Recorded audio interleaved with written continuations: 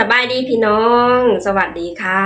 พี่น้องจ๋ามาพบกับช่องสาวตุ๊กชาแนลอีกคือเก่าเด้อมาพอกันในช่วงเวลาประมาณ6 โมงกว่าๆเด้อพี่น้องมื้อนี้มาเจอกันอยู่ที่ห้องเก็บของเนาะพี่น้องเนาะอยู่ข้างนอกคนน้อยเล่นอยู่เนาะพี่น้องสาวตุ๊กก็เลยเข้ามาอัดคลิปอยู่ที่ห้องเก็บของแทนเนาะพี่น้องมื้อนี้ทางพ่อแม่พี่น้องได้หยังกินแรงเด้พี่น้องสาวตุ๊กมื้อนี้น่าจะเป็นผัดกะเพราเนาะพี่น้องผัดกะเพราเป็นเมนูอาหารไทยเนาะพี่น้องเมนูอาหารไทยเมนูหนึ่งที่สาวตุ๊กมักเนาะพี่น้องเนาะสาวตุ๊กแล้วก็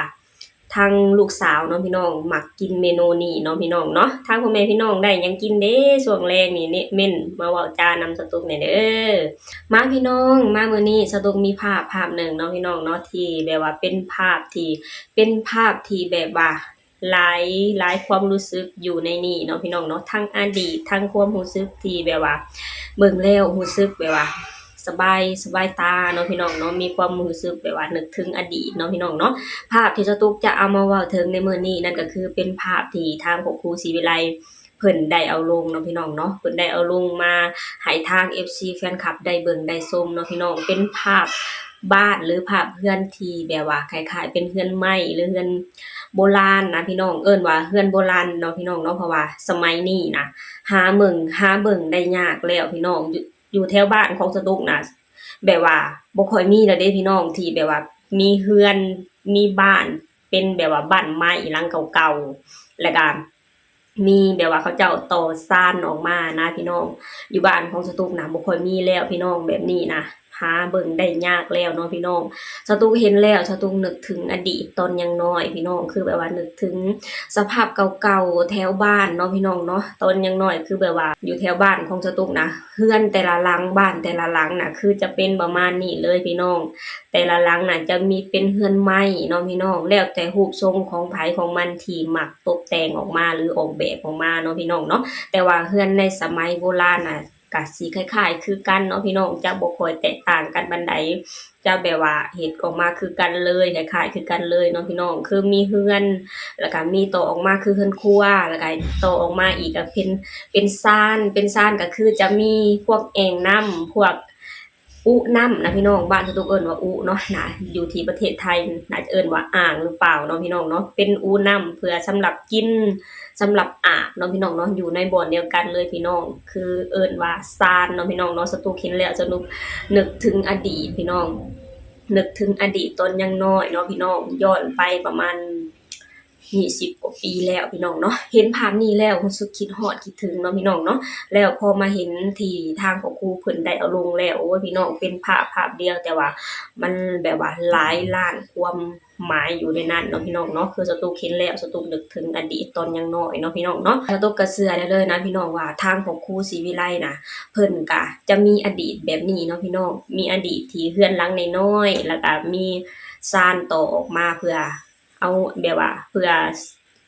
ใส่น้ำกินน้ำใส่เนาะพี่น้องเนาะแล้วอยู่ทางล่างก็อยู่บ้านของตรงไหนจะเอิ้นว่าขี้สีกเนาะพี่น้องเนาะคือยามที่เทน้ำลงไปน่ะเทแล้วเทอีกเทแล้วเทอีกน่ะมันก็จะเปื้อนนะพี่น้องเป็นน้ำที่แบบหงอยู่ในบ่อนเดียวนะพี่น้องเอิ้นว่าขี้สีกเนาะพี่น้องเนาะบ่ฮู้ว่าอยู่ที่ประเทศไทยเอิ้นจั่งใดเนาะพี่น้องเนาะสตุ๊กเห็นภาพนี้แล้วสตุ๊กรู้สึกนึกถึงอดีตตอนยังน้อยๆเนาะพี่น้องเนาะว่าพี่น้องเดี๋ยวเราไปเบิ่งภาพนี้ไปนำกันเนาะพี่น้องสตุ๊กจะอ่านโพสต์ให้พ่อแม่พี่น้องฟังว่าทางบ่ครูศรีวิไลน่ะเพิ่นได้โพสต์ลงหยังเพิ่นได้โพสต์หยังลงแหน่ในภาพนี้เนาะพี่น้องเนาะว่าพี่น้องเดี๋ยวเราไปชมภาพนี้ไปนำกันเลยเด้อ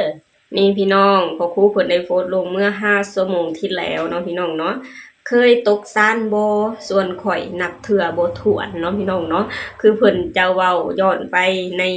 อดีตเนาะพี่น้องเนาะคือเพิ่นก็เคยมีบ้านมีเรือนแบบนี้และเพิ่นก็เคยตกซานมาก่อนเนาะพี่น้องเนาะส่วนสตุ๊กเองน่ะบ่เคยตกเนาะพี่น้องเนาะเพราะสตุ๊กเองเป็นคนขี้ย้านนั่นน่ะพี่น้องคือมีแต่น้องกับเอื้อยเนาะพี่น้องเนาะน้องของสตุ๊กน่ะเพิ่นจะเป็นคนที่ค่อนข้างดื้อเนาะพี่น้องเพิ่นก็จะแล่นหยอกกันไปหยอกกันมาแหละพี่น้องบัดทีนี้ทางพอแบบว่าแม่อยากร้ายนะพี่น้องยังร้ายที่หยอกกันน่ะแล่นแบบแล่นไปแล้วก็กระโดดไอ้ซานเลยเนาะพี่น้องก็จะเป็นประมาณนี้เนาะพี่น้องเนาะแต่ว่าสตุ๊กน่ะบ่เคยเนาะพี่น้องบ่เคยตกซานจักเทื่อเนาะพี่น้องเนาะเคยแต่กระโดดเรือนตอนยามยังน้อยน่ะคือเลิกมาจากโรงเรียนน่ะจะพากันมาเล่นเนาะพี่น้องพากันมาเล่นแล้วก็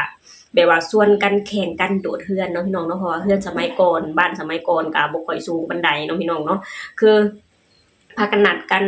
แล้วก็ถ้าหากว่าไผเก่งมาโดดเรือนแข่งกันเนาะพี่น้องเนาะก็จะเป็นประมาณนี้เนาะพี่น้องคือแบบว่าสตุ๊กเห็นภาพนี้แล้วสตุ๊กนึกถึงอดีตเนาะพี่น้องเป็นภาพเดียวแต่ว่าเป็นภาพหลายร้อยความคิดหลายร้อยความหมายเนาะพี่น้องสตุ๊กเชื่อได้เลยนะพี่น้องว่าทาง FC จะนึกถึงอดีตหลายๆคนน่ะที่มีอดีตแบบนี้เนาะพี่น้องเนาะและสตุ๊กเองก็เป็นคนหนึ่งพี่น้องที่มีอดีตแบบนี้เนาะพี่น้องเนาะมาพี่น้องเดี๋ยวเรามาอ่านคอมเมนต์กันเนาะพี่น้องเนาะว่าทาง FC แฟนคลับน่ะเพิ่นเคยมีอดีตแบบนี้บ่เนาะพี่น้องเนาะมาพี่น้องตกดุอยู่จ้าพอเพิ่นไล่ตีโอ้ยอันนี้อันเดียวกันเลยพี่น้องอันเดียวกันกับน้องของสตุ๊กเลยพี่น้องเพิ่นก็แล่นปบแม่ไล่ตีพี่น้องแม่ไล่ตีแล่นหนีเกือบบ่ทันจ้าบ่เคยตกครับมีแต่กระโดดลงอันนี้ฟีลเดียวกับสตุ๊กเลยพี่น้องข้อยบ่เคยตกเลยลงดินถึงปั๊บเลยอ่านใหม่เด้อพี่น้องข้อยบ่เคยตกเลยลงดินถึงปั๊บเลยเพิ่นกระโดดหรือเปล่าพี่น้องคิดถึงบรรยากาศตอนเป็นเด็กเลยค่ะหาดูยากมากๆเลยนี่พี่น้องทาง FC แฟนคลับเพิ่นก็มีอดีตแบบนี้เนาะพี่น้องที่มีบ้านแบบนี้เนาะพี่น้องเนาะสตุ๊กก็เป็นคนหนึ่งพี่น้องที่คิดถึงอดีตเนาะพี่น้องเนาะแบบว่าคิดย้อนไปแล้วแบบว่าเฮาเห็นภาพบรรยากาศแบบนั้นเห็นเรือนแบบนั้นน่ะพี่น้องเฮาแบบว่ารู้สึกแบบว่ามีความสุขแล้วก็รู้สึกคิดฮอดอดีตที่ผ่านมาเนาะพี่น้องเนาะเพราะว่าแต่ก่อนน่ะแบบว่าบรรยากาศแต่ก่อนน่ะมันมีความแบบว่าคิดฮอดพี่น้องคิดฮอดบรรยากาศเนาะพี่น้องเนาะบอกความรู้สึกบ่ถูกพี่น้องสตุ๊กเชื่อได้เลยนะพี่น้องว่าทาง FC ทุกคนน่ะ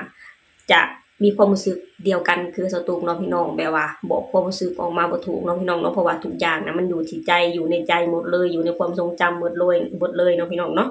มีแต่กระโดดลงนั่นแหละครับหลบหนีไมค้อนอันเดียวกันเลยพี่น้องตกเคยตกอยู่2เทื่ออายเคยตกจ้าโดดดุอยู่ครับผมเคยลื่นตกครับเคยเคยมันลื่นแหมตกขี้สีกแน่เนาะพี่น้องอันนี้เอิ้นคือกันกับบ้านสตุ๊กเนาะพี่น้องเอิ้นว่าขี้สีกเนาะพี่น้องเนาะเคยจ้าตกทุกวันเลยจ้าเคยตกจ้านี่แหละพี่น้องเป็นภาพเดียวแต่ว่าหลายความรู้สึกเนาะพี่น้องหลายความรู้สึกมีความคิดฮอดคิดถึงแล้วก็มีความคิดฮอดอดีตแล้วก็มีความคิดฮอดตอนยังน้อยแล้วก็มีความคิดฮอดคิดถึงบ้านหลังเก่าๆภาพบรรยากาศเก่าๆเนาะพี่น้องในอดีตสตุ๊กเชื่อได้เลยพี่น้องว่าทาง FC ทุกคนน่ะจะนึกถึงอดีตแล้วรู้สึกมีความสุขเนาะพี่น้องเนาะสตุ๊กเป็นคนหนึ่งที่รู้สึกแบบว่ามีความสุขทุกครั้งที่นึกถึงอดีตเนาะพี่น้องเนาะนึกถึงเรือนหลังน้อยๆเรือนหลังน้อยๆเรือนแบบว่าเรือนโบราณเรือนสมัยเก่าเนาะพี่น้องเนาะจะมุงสังกะสีแล้วก็มุงผาแอมด้วยผาเนาะพี่น้องเนาะแล้วก็มีคืออยู่บ้านของสตุ๊กเอิ้นว่าผาไม้เหี้ยพี่น้องอยู่ที่บ้านอยู่ที่ไทยเอิ้นว่าหยังพี่น้องอยู่ที่บ้านของสตุ๊กน่ะเอิ้นว่าผาไม้เหี้ยหรือว่าผ้ากะตาดเนาะพี่น้องเนาะก็จะเป็นประมาณนี้พี่น้องสตุ๊กเบิ่งแล้วสตุ๊กนึกถึงฟีลตอนยังน้อยๆพี่น้องนึกถึงอีหลีเด้พี่น้องและสตุ๊กเชื่อเลยพี่น้องว่าทาง FC น่ะก็จะนึกถึงคือกับสตุ๊กเนาะพี่น้องภาพเดียวแต่ว่ามีหลายล้านความมีหลายล้านความหมายอยู่ในนั้นเนาะพี่น้องเนาะซึ่งตีเป็นความหมายออกมาบ่ได้พี่น้องซึ่งมันอยู่ในใจเนาะพี่น้องเนาะอยู่ในใจจนบรรยายออกมาเป็นคำเว้าบ่ได้เนาะพี่น้องสตุ๊กเชื่อได้เลยนะพี่น้องว่าทาง FC น่ะจะมีความรู้สึกแบบเดียวกันกับสตุ๊กเนาะพี่น้องเนาะนี่แหละพี่น้องอันนี้ก็คือความเคลื่อนไหวของครอบครัวศรีวิไลเนาะพี่น้องเนาะซึ่งทางครอบครัวศรีวิไลเพิ่นก็เอาภาพของบ้านหลังเก่าๆหรือแบบว่าคล้ายๆอดีตนะพี่น้องมาให้ทางพ่อแม่ FC ได้ฟังเนาะพี่น้องเนาะแต่ว่าบ้านหลังนี้น่าจะบ่แม่นอดีตเนาะพี่น้องน่าจะเป็นหลังปัจจุบันแค่คือบ้านในอดีต ของคนหลายๆคนก็แค่นั้นเนาะพี่น้องเนาะนี่แหละพี่น้องอันนี้ก็คือความเคลื่อนไหวล่าสุดของครอบครัวศรีวิไลเนาะพี่น้องเนาะสตูเบิ่งแล้วสตูรู้สึกคิดฮอดคิดถึงอดีตที่ผ่านมาเลยเนาะพี่น้องเนาะโอเคพี่น้องสำหรับคลิปนี้สตูเองก็จะขอจบลงเท่านี้ก่อนเด้อฝากให้พี่น้องช่วยกดไลค์กดแชร์กดติดตามให้ช่องสาวตุ๊ก Channel หน่อยเด้อสบายดีสวัสดีค่ะ